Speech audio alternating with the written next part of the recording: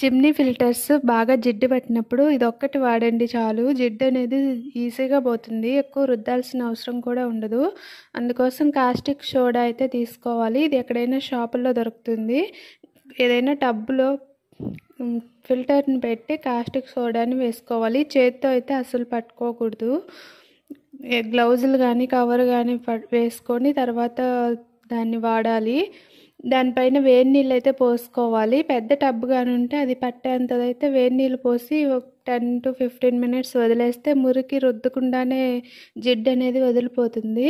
కానీ నా దగ్గర పెద్ద టబ్ లేదు. చిన్న టబ్లోనే ఈ విధంగా అయితే క్లీన్ చేస్తూ ఉన్నాను.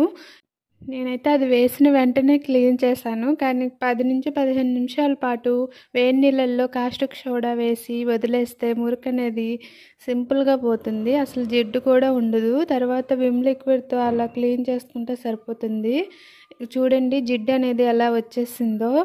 అయితే చేత్తో వరకు తగలకుండా చూసుకోండి. ఈ వీడియో నచ్చితే లైక్ చేసేయండి. Thanks for watching.